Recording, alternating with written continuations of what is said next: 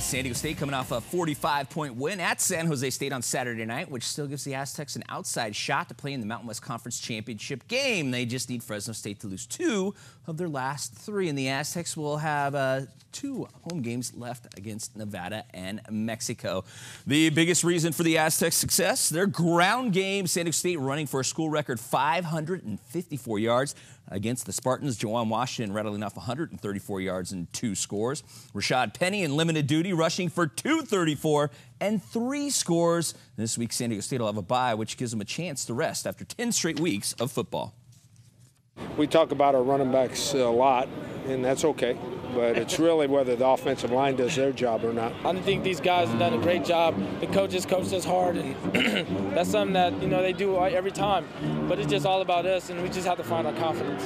Offense played real good. We rushed for 552 yards. In defense, we only held them to 7 points, and that touchdown was my fault. So I feel like if I wouldn't have been stupid, then we probably would have held them to 0.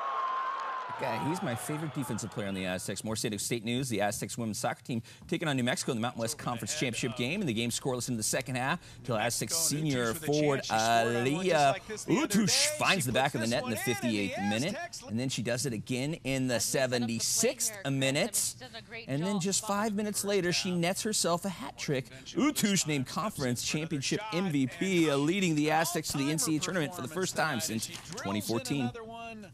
Honestly, I couldn't have done it without having the incredible backline and defensive effort that we had. We kept a shutout all week, and I'm so proud of them, and they sent the balls through, and once again, just trying to use my speed, put it in the back of the net. From day one, Aliyah's always had that extra oomph that changes the game. She works so hard and can change the pace of the game as soon as she steps on the field. So I'm so proud to see that all of her hard work, although it's already paid off, but to see the goals coming and coming and coming when it counts is just, I'm so proud of her.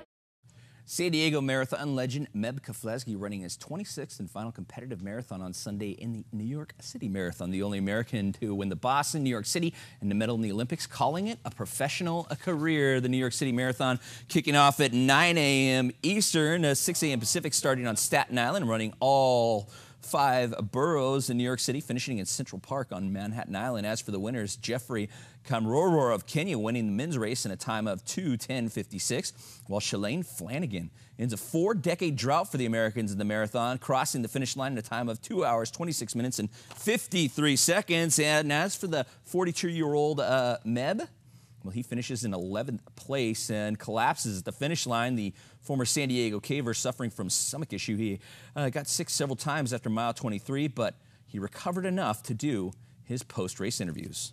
15 years ago, I said, this is my first and last, and that explains why, because today was a struggle, but getting to that finish line was a magical moment. God gave me more than I could ever handle, and, just amazing. To be able to start here and finish here is an incredible ride, and the journey in itself, all my family, friends, and teachers, mentors, coaches, all that got me to the starting line healthy, and I've been blessed.